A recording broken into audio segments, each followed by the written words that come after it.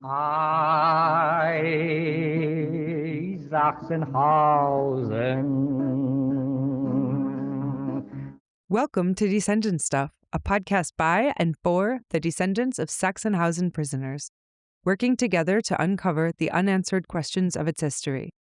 Sachsenhausen was a Nazi concentration camp located in Oranienburg, Germany, used from 1936 through April 1945. It was used as a labor camp, with a network of subcamps and worksites around the region, as well as a prison camp, death camp, medical experimentation center, and SS training ground. It was also the administrative center for all Nazi concentration camps. We are Jakob, Kelsey, and Nicole, three descendants of Sachsenhausen prisoners. Though our relatives were imprisoned for different reasons, we've discovered we have much in common. In each episode, we interview other descendants, researchers, and even survivors, sharing stories, memories, and research to build a clearer picture of the past, one that goes beyond the records.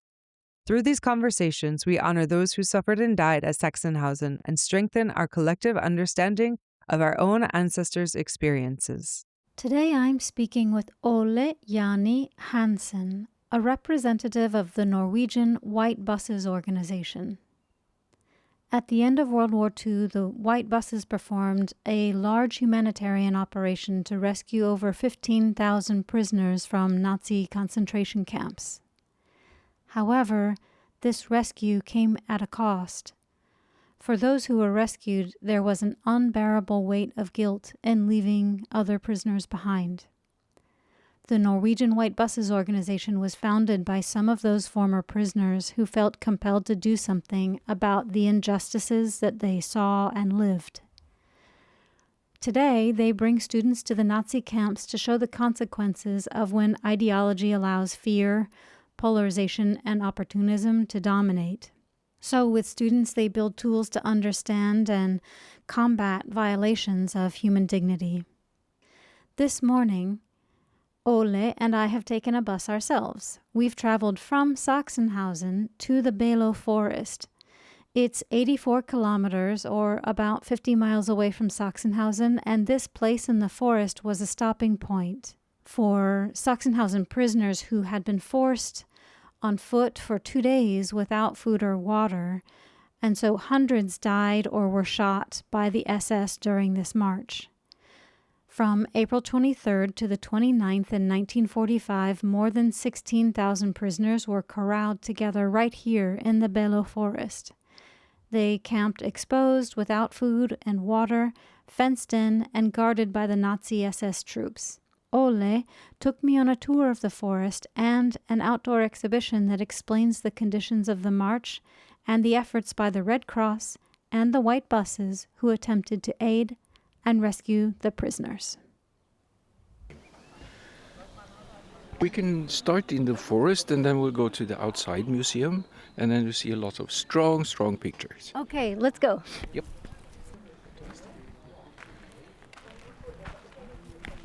Right here, it was not the end of this death march. It was not here. It was further up. But the reason why this is a memorial place is this was the place where all the death marches from the different camps around Berlin met.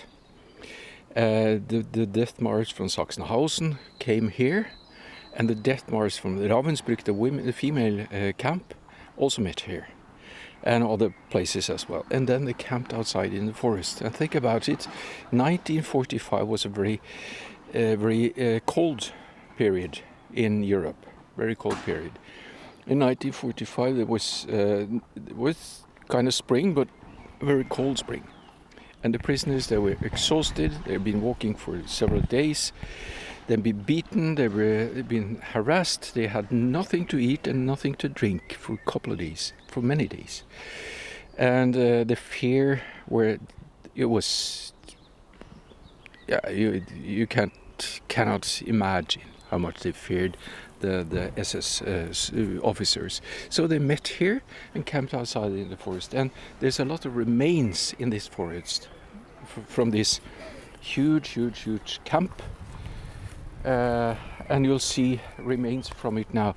So each of these signs, as you see, These red triangles. The red triangles, yes. And the red triangles, that was the same as all the political prisoners had on them, on their prisoners' costumes, to make the SS officers able to see who was political prisoner, who was a criminal prisoner, who was gypsies and Jews and homosexuals and Jehovah's Witnesses, etc. So here you can see there's a saying here. Now I should have my glasses. It says wire loops. Many of these trees still bear traces of the wire loops that were fixed to them. Yep. Wires and ropes, everything they could grab to be able to put up a small shelter from the wind and from the weather, or to dry the costumes or something. So here's a shelter. And I guess this has been a heart for someone who has...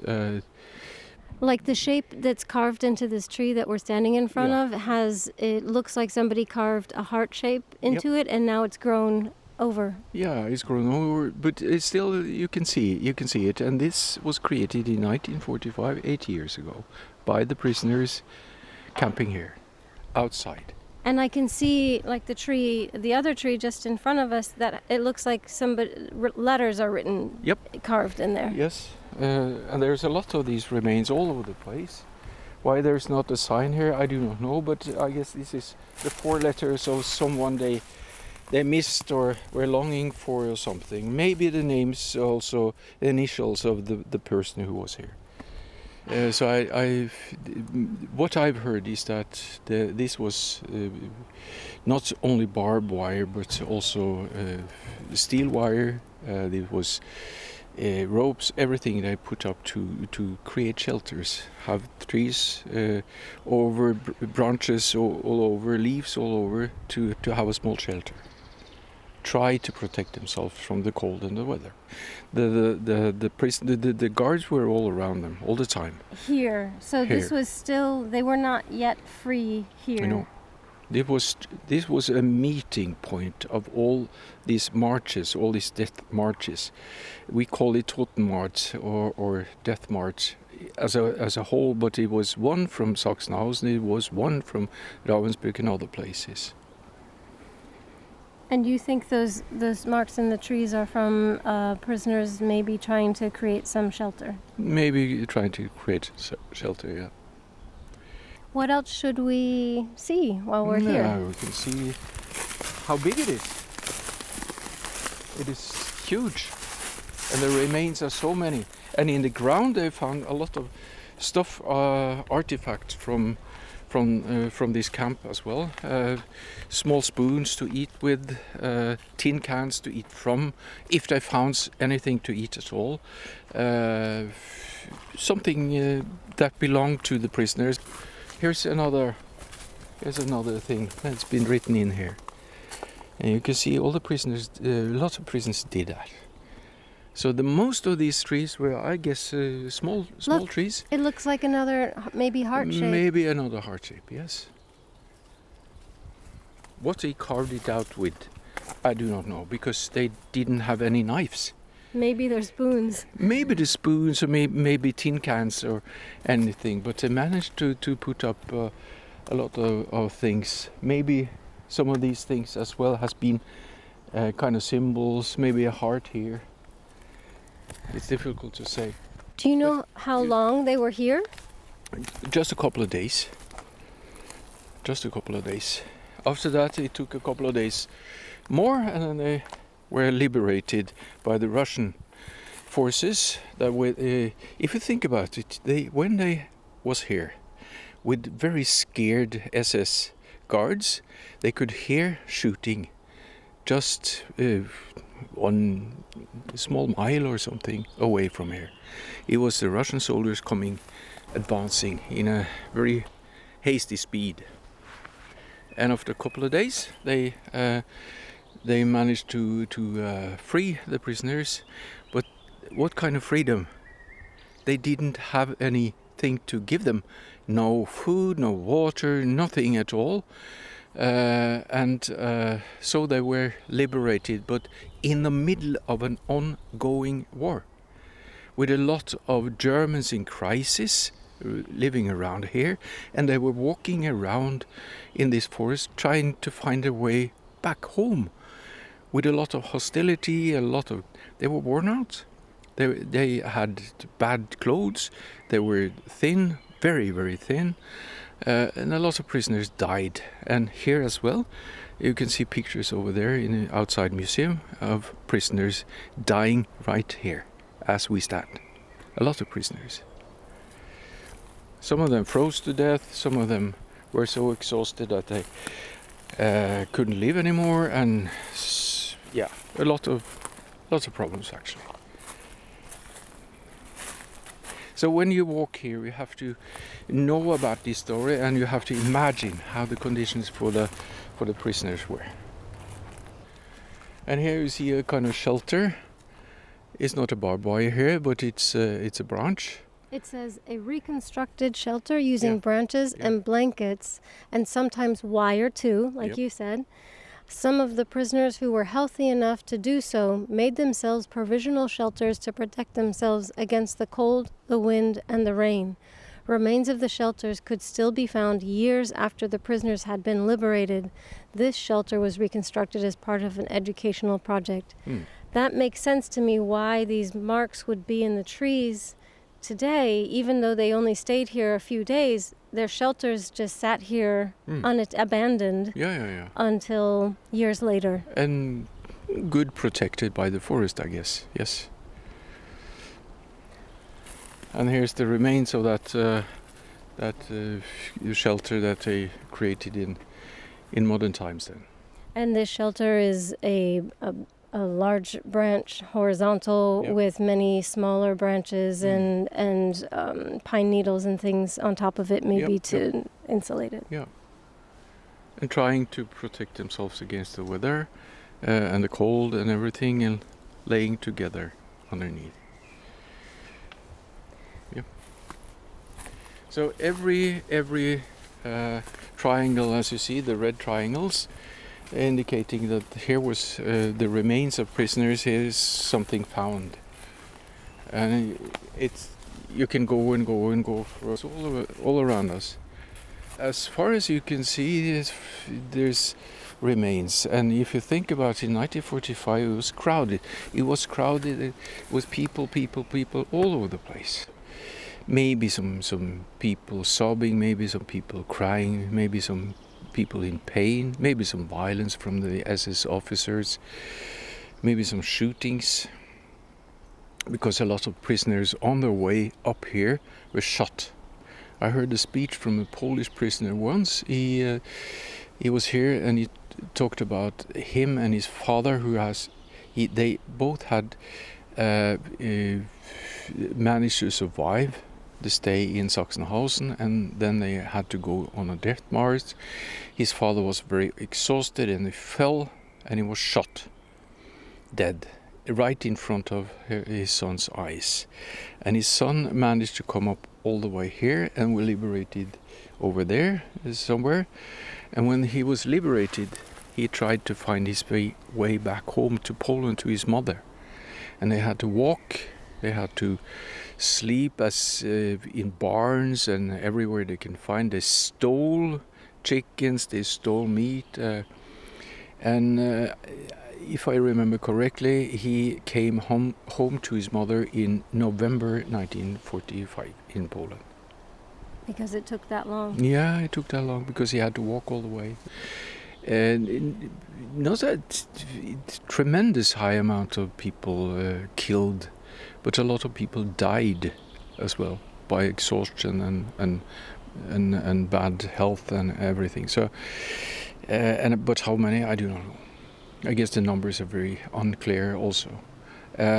Also because there was no one to record anything when they were liberated. There was no one sitting there and taking marks. So, oh, your name, your birthday, nothing like that. Nothing like the Germans when they went in. Now we can take a way back and go over to the outside museum if you want to. Let's because go. Now you've seen the forest and you see how huge this is. and you see the amounts of these red triangles, and a lot of places where they found stuff. And what does this place mean for you if the white buses left and were not a part of this event? What is your connection to this place? My connection is very easy to say, because the Norwegian prisoners that I've met, they taught me a lot about the solidarity amongst the prisoners, and a lot of the also ethical problems that especially some of the Norwegian prisoners told me all about. They were rescued. They were kind of privileged. Why was it so much privileges for them and not for all the other prisoners? And some of them had some problems with understanding that. I like the feeling of guilt, especially one of those prisoners, Bernt Lund. He was very occupied with his thoughts of guilt, actually. And he also always went up here, and I was so lucky to come along for many years. So when I went up here, I and still do, I do it for solidarity with all these prisoners, all these friends they had, etc. Who were left behind. So Yeah. you come to honor the people who were left behind here. Yes, of course. And here you can see another sign, and you can read. This says, in the mid-1990s, gypsum casts were made from some of the trees that bore traces of the march, because this is a very clear carving into the tree that maybe we can't see now. No, I guess it's carved out of this tree. Yeah. Here's a lot of carvings. Wow, look, you can see a star, and Yeah. there's quite a bit here, and it's grown out, so it's hard to see. We're just wandering down this path through the forest, totally different trees, different areas, and there's just so many carvings everywhere. And you can see a Soviet star there.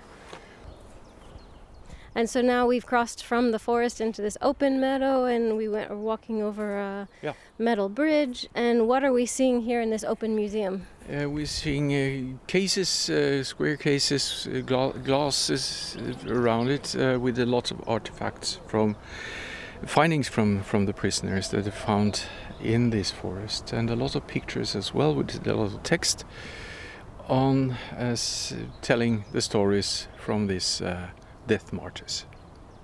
And I see in the glass case there's a pair of glasses, one of those metal tin containers that you said people would eat out of, and some spoons, things like that might have been found in the ground. And then what kinds of things are on these panels? What do they describe? Describing a lot of things about both this death march, but also the history behind it, and some also to give a kind of impression what not only looking at the prisoners as worn out, sick, or dead people, but also how the situation was before.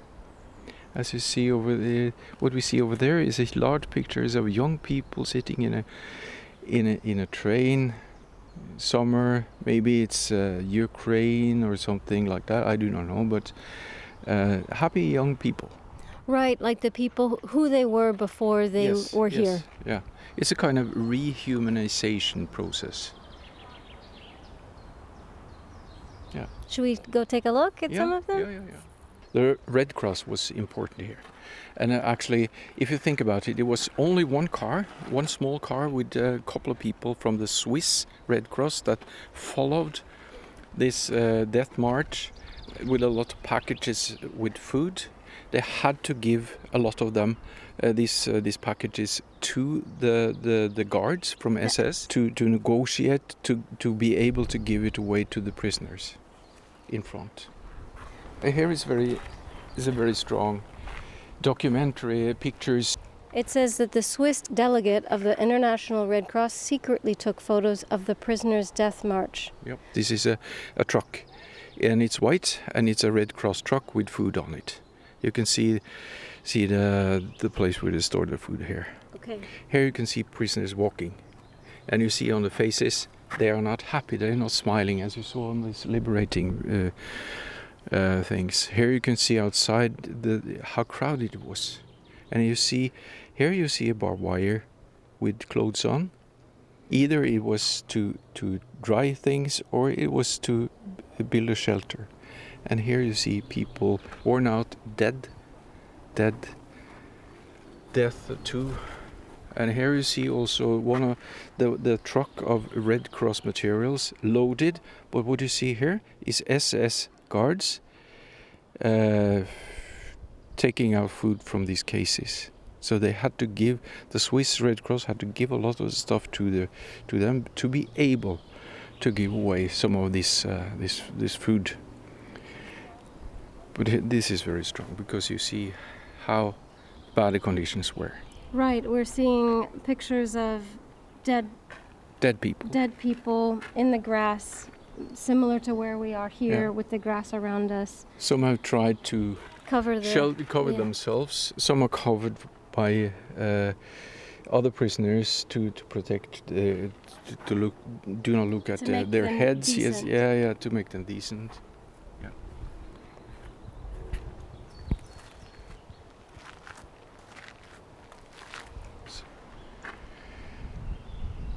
So this is around here.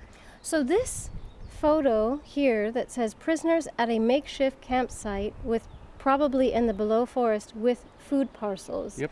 So this is a very good illustration of what it would have been like here 80 years ago at this site, with many people all in the field together. They're sitting down, there's some people walking around between them.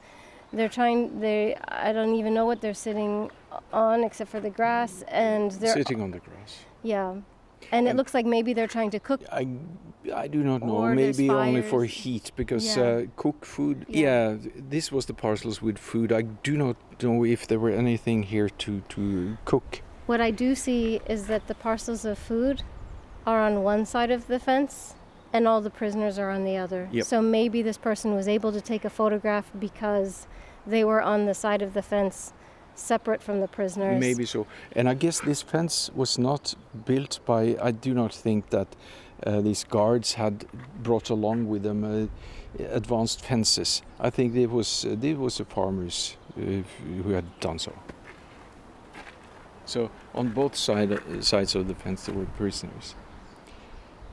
So they were not kind of imprisoned, but where should they go? There were nowhere to go. They would have been shot, dead.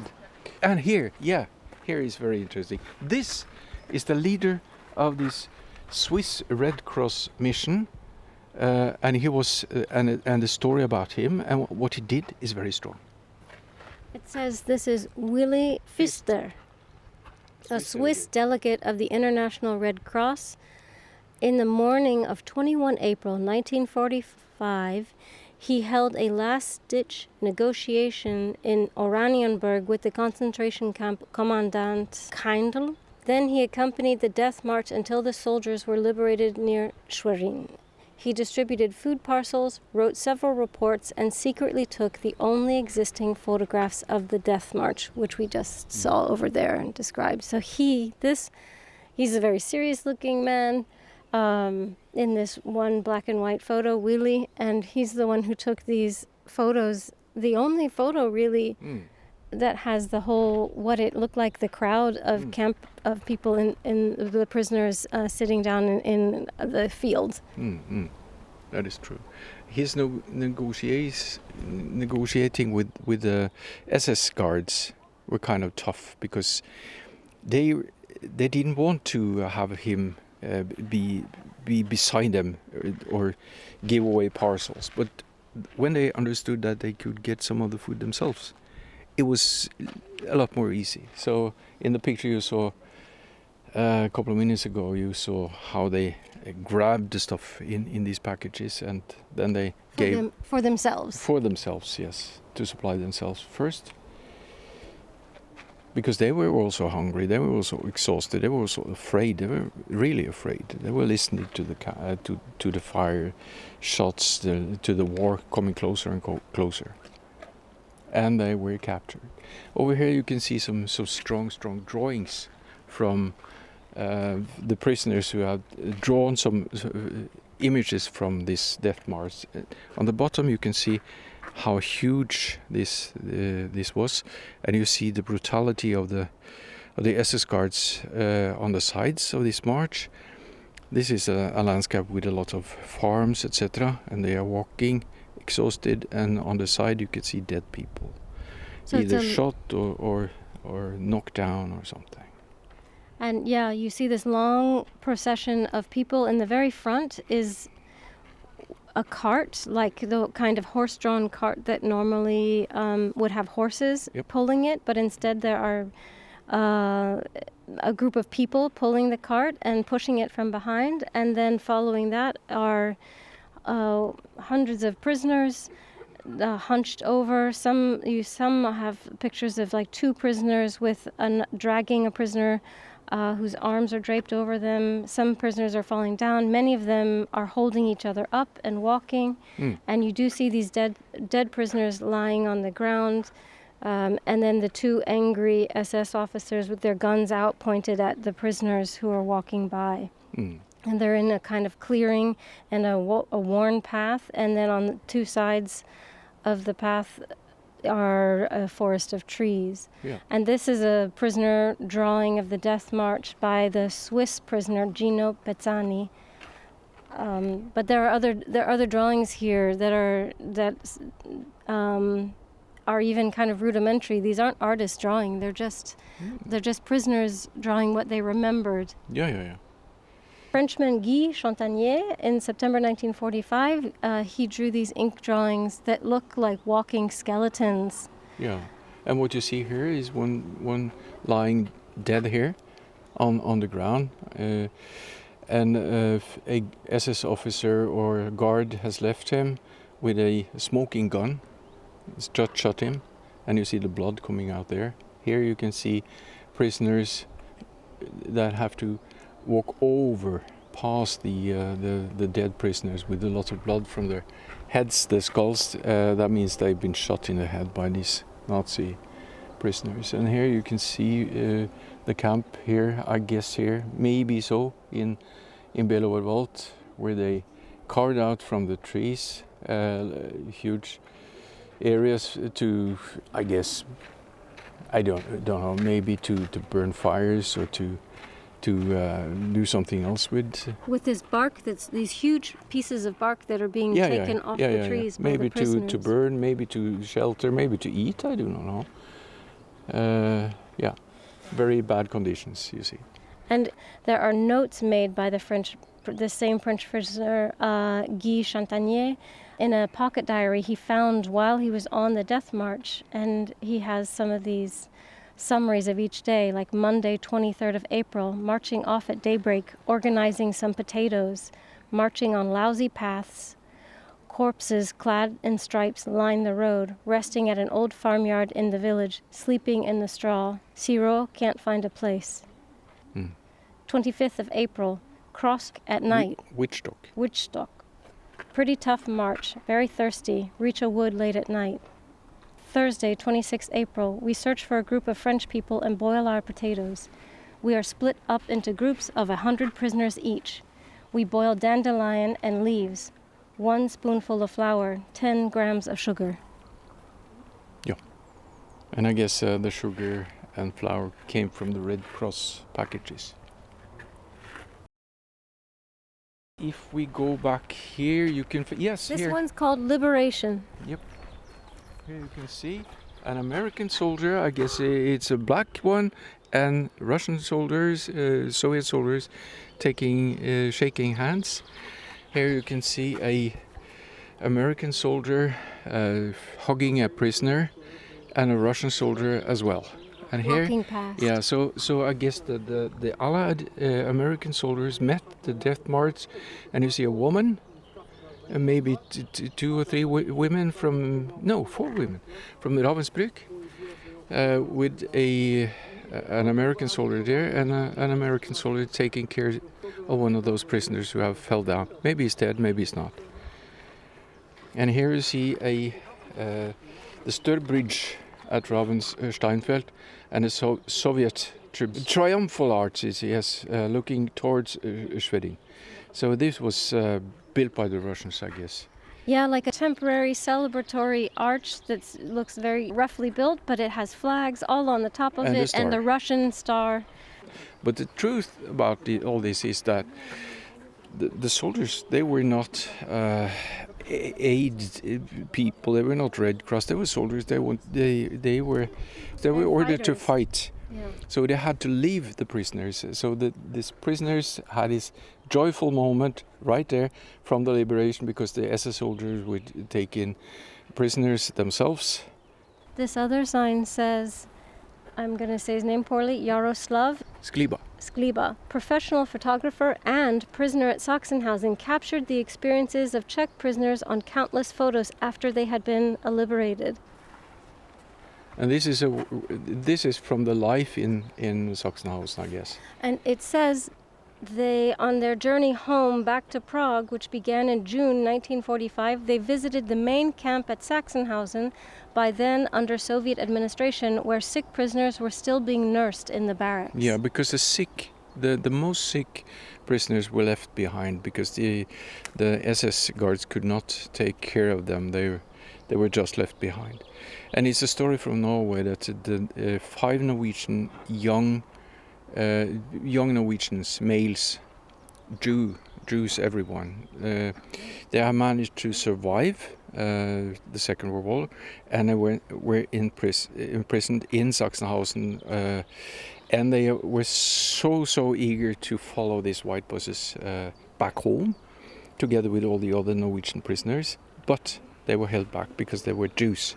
Because the Norwegian government during World War II was Nazi positive, and they had taken away their Norwegian passports, and so they were stateless. They did not have any kinds of documentation or anything. They did not belong anywhere. So they were held back. And one of the prisoners, Mr. Samuel Steinmann, he said the largest mental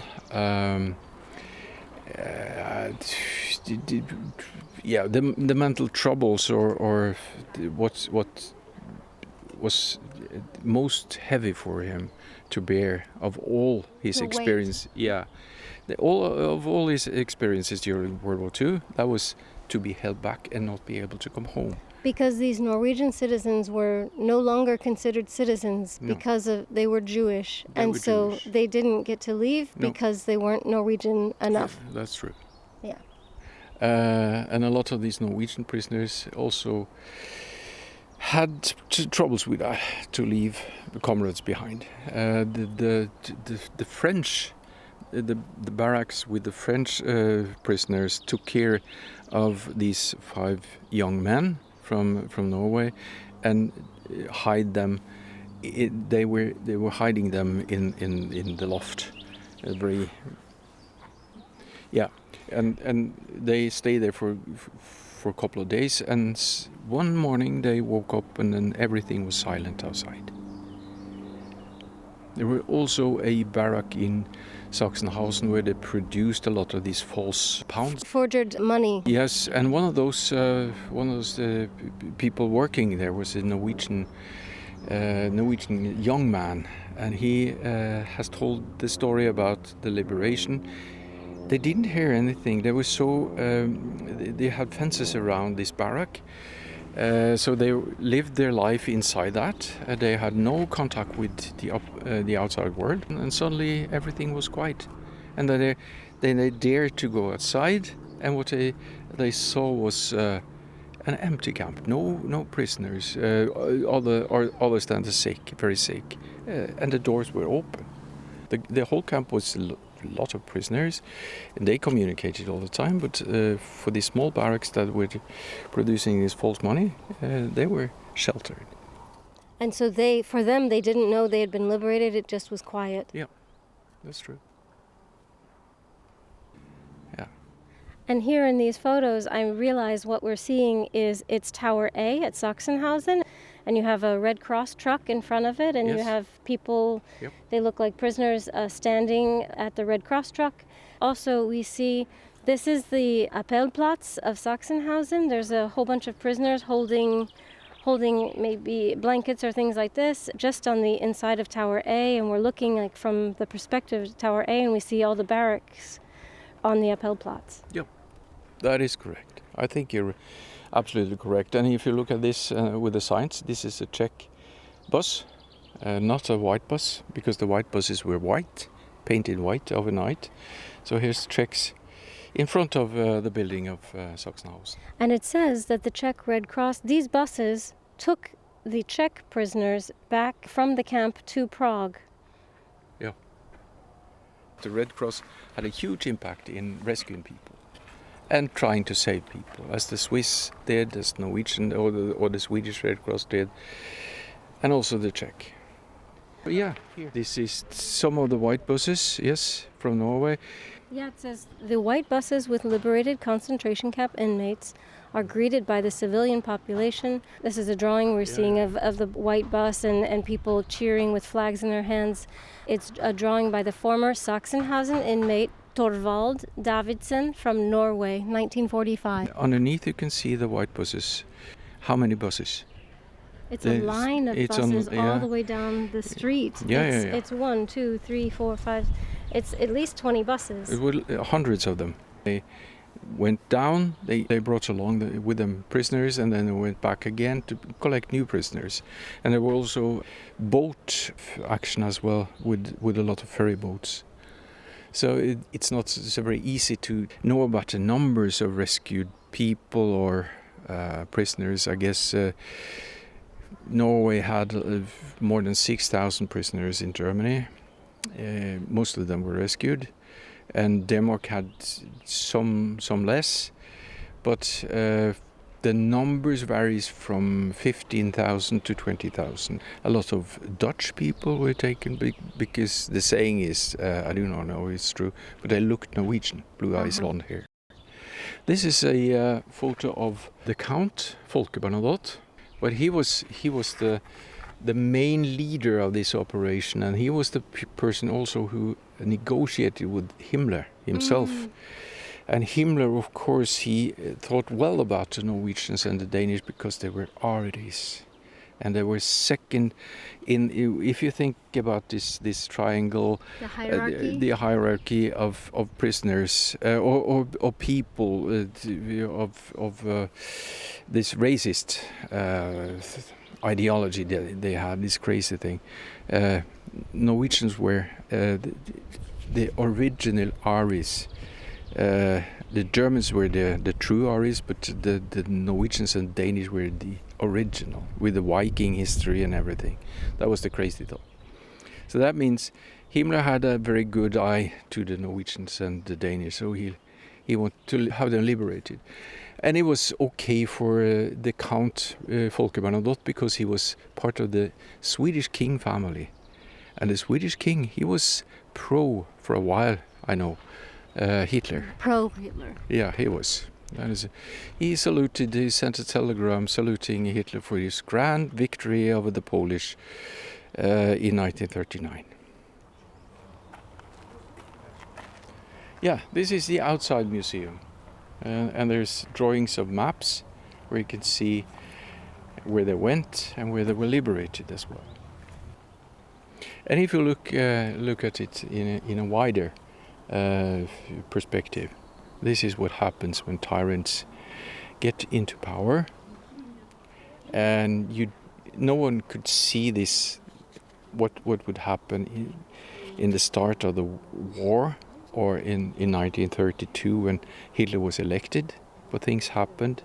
You can see a pattern, and when you see patterns from all over the world where tyrants or wannabe dictators reach power, you must recognize the patterns and see if there's something that can indicate that this is going to be bad. And what's happening these days is the same thing happening once more. What we should do by recognizing these patterns, I don't know. But stand up for it. Talk about democracy and democratic resistance. Make young people aware. I think that's the only solution.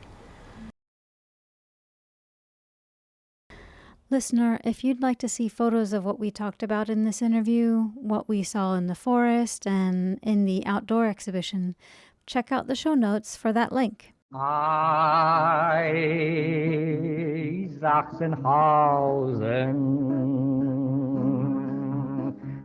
Welcome to Descendant Stuff, a podcast by and for the descendants of Sachsenhausen prisoners, working together to uncover the unanswered questions of its history. Sachsenhausen was a Nazi concentration camp located in Oranienburg, Germany, used from 1936 through April 1945. It was used as a labor camp, with a network of subcamps and worksites around the region, as well as a prison camp, death camp, medical experimentation center, and SS training ground. It was also the administrative center for all Nazi concentration camps. We are Jakob, Kelsey, and Nicole, 3 descendants of Sachsenhausen prisoners. Though our relatives were imprisoned for different reasons, we've discovered we have much in common. In each episode, we interview other descendants, researchers, and even survivors, sharing stories, memories, and research to build a clearer picture of the past, one that goes beyond the records. Through these conversations, we honor those who suffered and died at Sachsenhausen and strengthen our collective understanding of our own ancestors' experiences.